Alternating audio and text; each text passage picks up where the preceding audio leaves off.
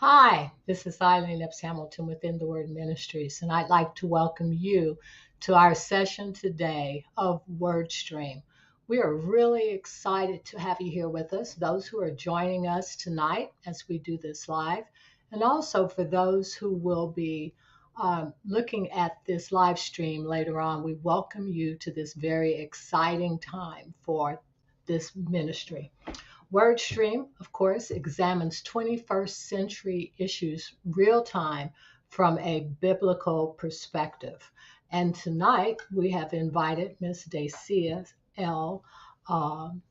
Day Moore, I'm seeing stuttering this morning, to come back with us and share the perspective of what happens when lemons give you lemonade. A recipe for resilience, a recipe for resilience. We've told you that if you would like to invite friends or others to join us, you can find us on facebook.com/ITW Ministries online, or if you're viewing us on YouTube, go and look at the title of our session tonight, which is Lemons to Lemonades. And the question that we'll be examining tonight is, how do you create resiliency in your life? How do you create resiliency in your life? So we will be opening the comment line. And so we ask that you would please share your thoughts, questions on the topics in the Facebook comments. Also, you can like us and also share this broadcast with friends and with family also. When we think about this whole topic of resiliency and how do we create resiliency, our topic, it says when life gives you lemon, you make lemonade. Well, if you think about it realistically, every day is a lemon mode as we deal with COVID, as we deal with the financial upheaval, as we deal with some of the social issues. It also impacts us within our individual families, our relationships, and work. So there are just so many disruptions that impact us and drain on our ability to truly be resilient. So please, we want to have discussion on that today. Also, would like to share a little bit about the thought of this whole issue of resiliency. The Apostle Paul, when he was sharing how he was able to move through the persecution as he shared the Lord's word, he shared with the church at Corinth this scripture. It says, "We are afflicted in every way, but not crushed, perplexed, but not driven to despair, persecuted, but not forsaken, cast down, but not destroyed." I want you to note, number one, the buts, to understand that there is an option to wherever you are. And that's what resiliency is going to be all about, and what we're going to talk about today. We're not crushed, we're not driven to despair, not forsaken, not destroyed. And that's what resiliency will help us to realize. Resiliency is the ability to bounce back, the attitude that in spite of failure, difficulty, and a bad patch, we can endure and press on. And at this point, I would like to introduce to you Miss Dacia Moore. Dacia is a national board certified counselor, licensed and professional counselor. She is also the president of Second Wind Counseling and Consulting. And she is launching a new entity, becoming a Fearless Woman Ministry. And she has some information to share with us about an upcoming event that she'll be doing. And at this time, I would like to introduce Miss Dacia Moore. So I'm going to add her to our stream right now. Dacia. Hello, Eileen. Hello, everybody watching. It is an honor to be part of this program. I think this is a very timely topic. We all have seasons of difficulty, and it is important to nurture our resilience. And I'm so glad that you put that definition up on resilience, the ability to bounce back. So there's an analogy. If you think about a beach ball, beach ball hitting the ground and then bouncing back up. If you've ever played with a beach ball, then you know it is extremely buoyant.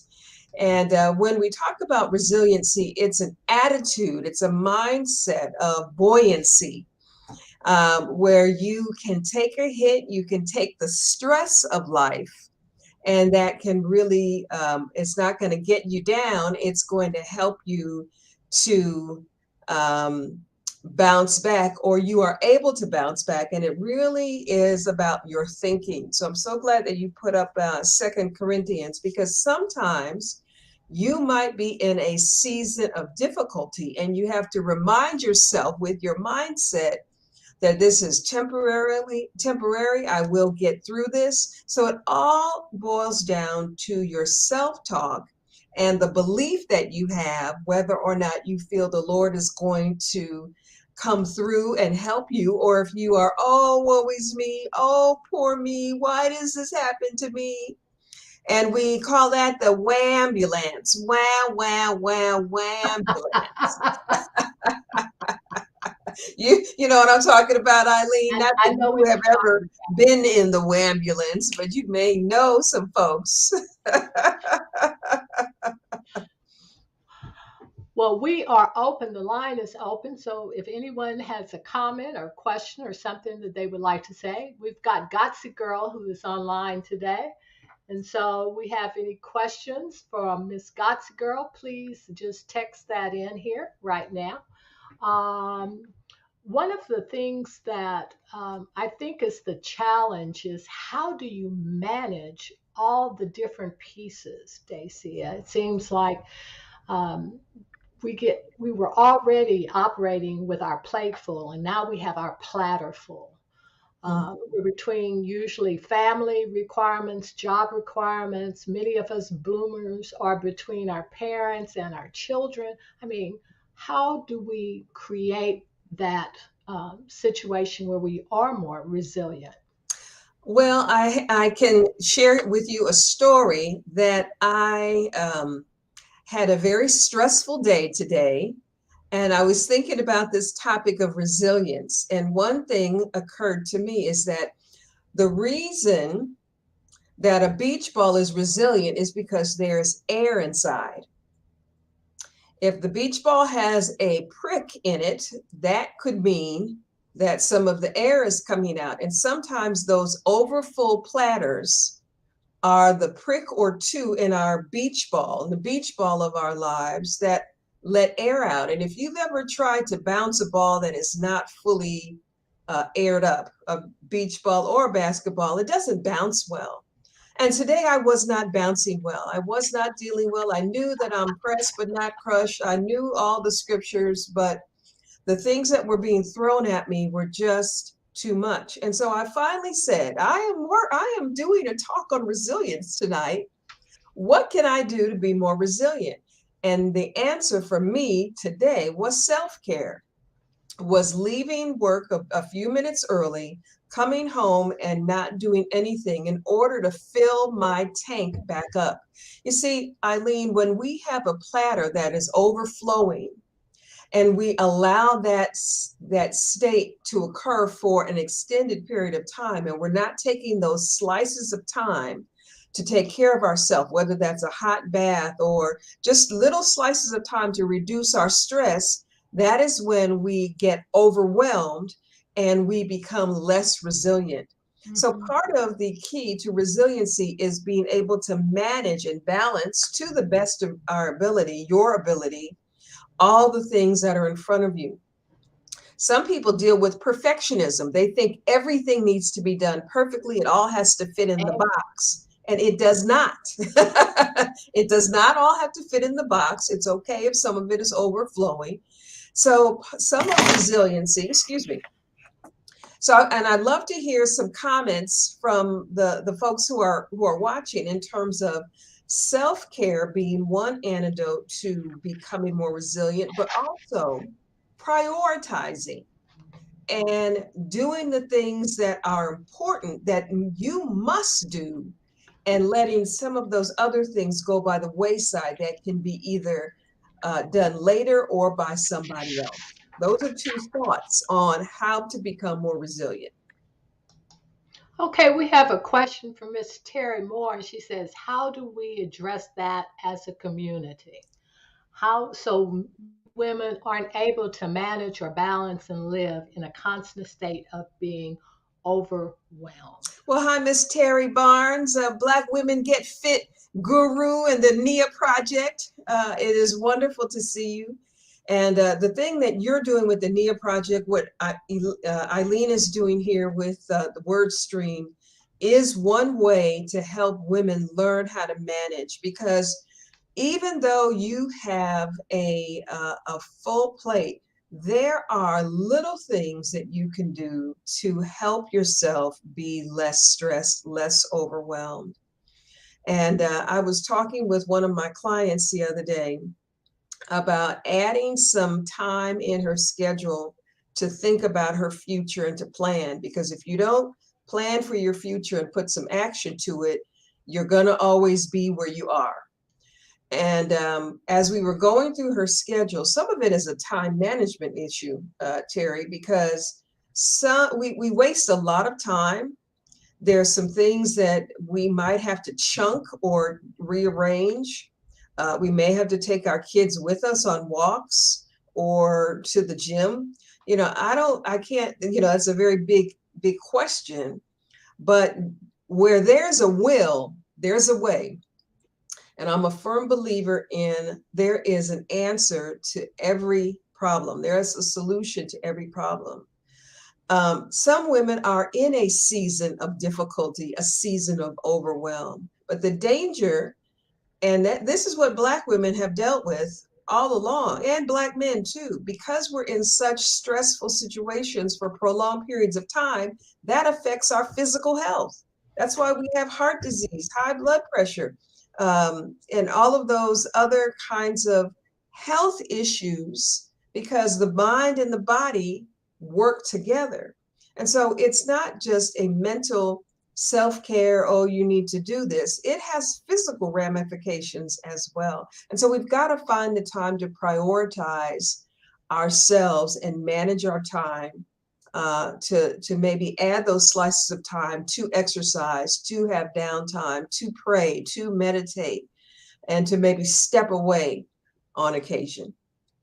I think when you were saying about the exercise and perfectionism, I mean, there is so much self talk that we do, especially as women, because we manage so many issues. And we have an issue of guilt. Like it's very difficult for me just to sit down and do nothing. I really feel like that really, I should be doing something. I think we're also guilty of a trend that we learned in the 80s about multitasking and not really being in the moment of enjoying the moment that we're in right now. We're already to the next moment. So, I mean, I'm not just cooking, but I'm cooking, I'm washing, I'm doing a phone call. So that added stress has to Mhm. just be working against rather than just saying, I'll do the one thing, I'll be here and present. So, There's what a do you big movement called mindfulness. mindfulness? Uh huh. That's exactly one of the philosophies of mindfulness is be present in the moment, not living in the future, not living in the past. Multitasking is a lie. Hmm. So being present and in the moment in what you're doing. I'm going to go back kind of to Terry's question as far as community. And community, I know Terry meant general community, but what about the personal community that individuals have? All of us have our three people that we can talk to and release stress. What, do you have any thoughts on that? Oh yeah, we are social beings. That was certainly highlighted during the pandemic when so many people had such difficulty being sheltered in place because we don't have that human connection that we're so accustomed to. And so reaching out to your friends when you are struggling, and you don't always have to talk about the problem. Sometimes it's just knowing that somebody's there, that they care about you, that they love you, that they're thinking about you. But reaching out to your friends and going on walks with them if you can. But it is important to harness that support containers. We all need containers of support, and if we're not getting it from one place, we might have to have a different group of friends. For instance, if you have the negative Nancy friends, that those might not be the best friends for you when you're going through some difficulty, because mutual complaining, yeah, it can feel like, okay, everybody's in the same place, but it is not necessarily helpful. So you Absolutely. want friends that are going to be that atta girl. You can do it. You will get through this. I believe in you. God said God is with you. I know you're going through a hard time.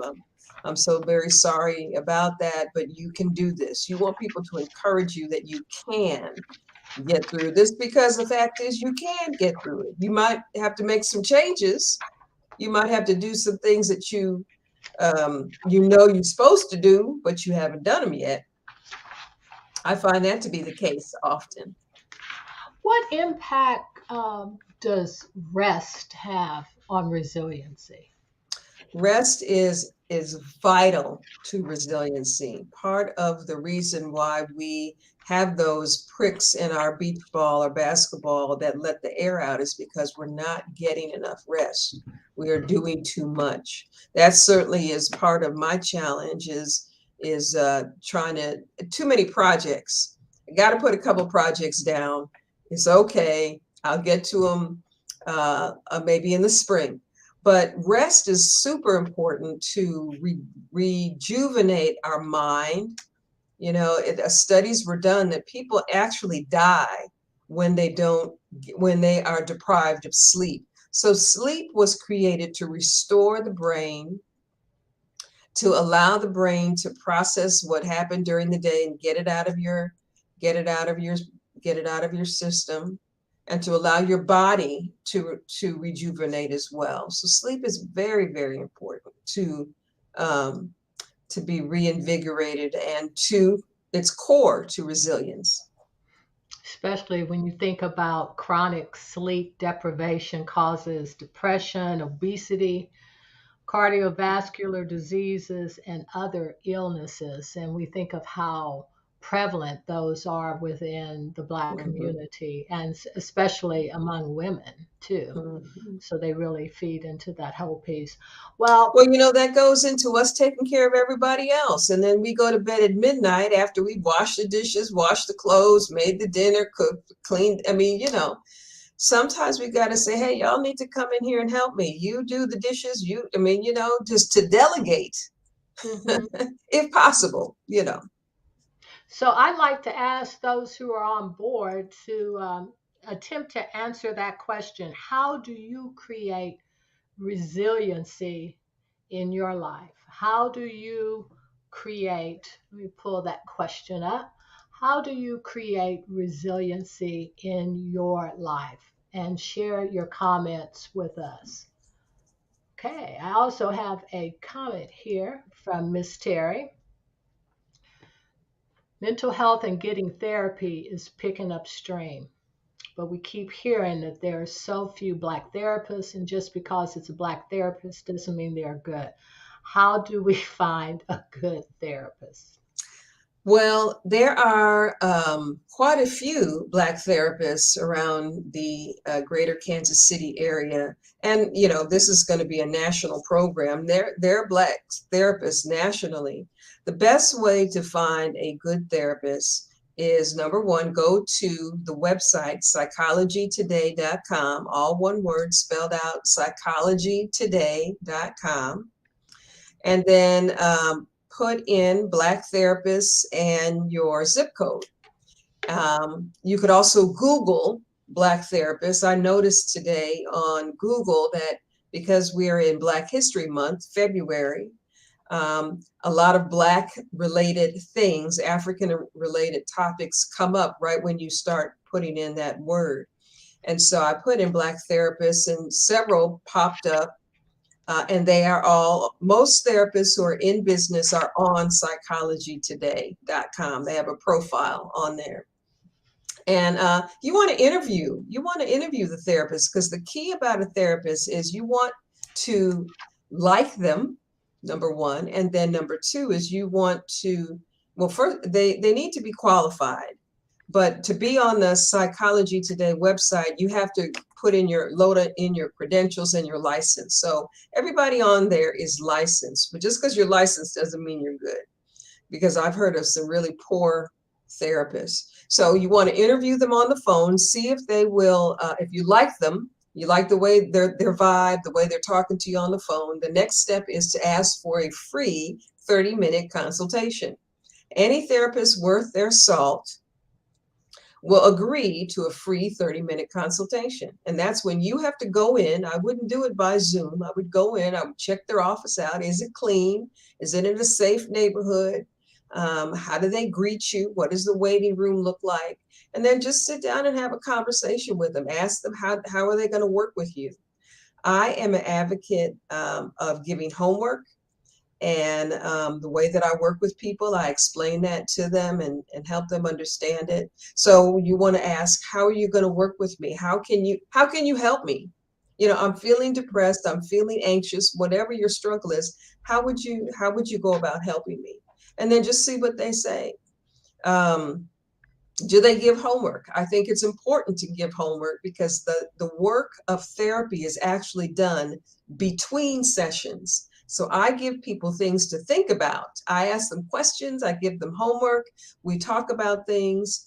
I give them things to consider, because that's the value that I bring them as a therapist, is my perspective and my training. But when you leave the therapy office, you're thinking about what the conversation was, what was said. Do I really do this? Can I do this better? And that is that experience of maybe considering new ways of thinking and doing and being in your relationships. Okay, thank you. We have one of our Facebook users says building resiliency takes time, prayer, and trust. Getting up each day with a purpose and knowing that God is with you, that you're not in this alone. You're Mhm. absolutely not in this alone. Okay. Any other shares? How do you build resiliency? Thank you for sharing that. Any other? I think in building resiliency, do we need to think about? I know we were used to always talk about introverts and extroverts. Extroverts get their energy from being around people, introverts pulling away. I'm an introvert, even though I'm gregarious. If you ask me after a training session if I want to go to the room, hotel room, or either go out with the group, You know where I'm going. I'm going to the hotel room. So I gained my resiliency from doing that by going in. Ms. Terry says service to others. Very good. Taking your mind off of self. Any other comments? Anybody else wants to share? We've got about 6 minutes here. Any other comments before I turn it back to Miss Dacia to share with us? What are some of her plans, some of her upcoming events that she may be looking at, or do you have a final thought? I know I have one more slide up here that belongs to you. Yeah, put it up. Let's see. Put it up and Yeah. feel free to As continue. people are typing, I'm sure they're typing Are and they wanting to typing? share. Let's see if they're typing. Okay, we talked about what resiliency was, the bounce, the mindset. Okay.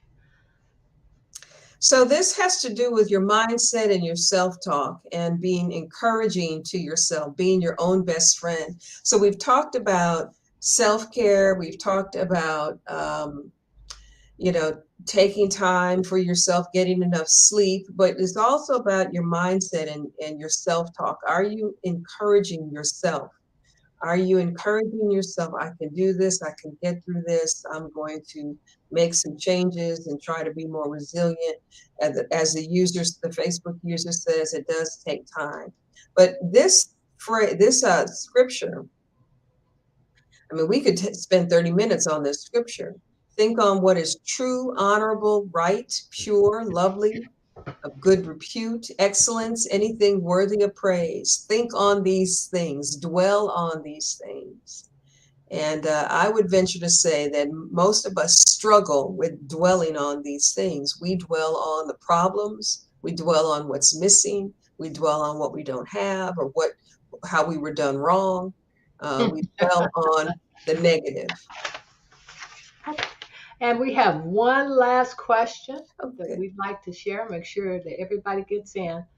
Thoughts for helping kiddos during these crazy times. What should we look for? Red flags with them. I think the short answer, Terry, is to make sure that you have a good relationship with your children. Ask them how they're doing. One telltale sign of any red flags is when they start having trouble in school, not just one and two off issues, but when there is a consistent pattern of behavior that's declining in school, whether that's attendance or poor grades, their grades start slipping, their attitude becomes negative with their teacher. When you start noticing changes at school, that is a true red flag to something is going on with that child. Because children do not have the language that we have to say, oh, I'm feeling depressed. And, they can't necessarily put words around their feelings, but their behavior will show it. Okay. Thank you for that. Thank you for that question, Terry. And Dacia, before we let you go, what's happening in your world that you want to share Well, with us? yes, in the month of March, I'm going to be launching a series on women becoming a fearless woman. That is a new ministry that I'm launching, and it's for men and women. But becoming a fearless woman, that's my heart because women struggle with fear and anxiety quite a bit more than men do. And so I would love for you to email me at dmoore at secondwindcc.com, all spelled out. I can add you to the email list and send you that announcement. It's going to be a free series in March, once a week for about 20 minutes, just some ideas and thoughts that I'm going to be sharing with my community. And so would love for you to join. You can find me on Facebook, Dacia Moore. And I think my picture's on my profile, and I'll be announcing that as well on Facebook. So hopefully you can join us. Okay. And what date specifically in March? Have you set the date I yet? have not set the dates yet, but it'll probably be Saturdays or Sundays in March, but I haven't Okay. tied that down yet. I mean, there are just so many resources out here for us women to participate and part of the community. One of the objectives of WordStream is to inspire authentic communities of faith, learning, and fellowship. And so, with this, I think that it would be wonderful for us to share that. And if you send us the information, we'll make sure that we get it up next time when we come on board because Cool. we Thank want you you. to be successful. You be successful, then we can be successful Yes. also. All right. Everyone say goodbye to Dacia. Dacia, thank you for taking the time and making the time to come back with us this week. Okay, everyone, it's about time. Is there something, one more question from Terry. Is there something I can share at Black Women Get Fit? Is there something I can share? Probably. I tell you what, Terry, we'll talk offline and I'll pass that on to Dacia. Looks like if there's something you have that you can share with Terry Moore with Black Women Get Fit, the NIA project.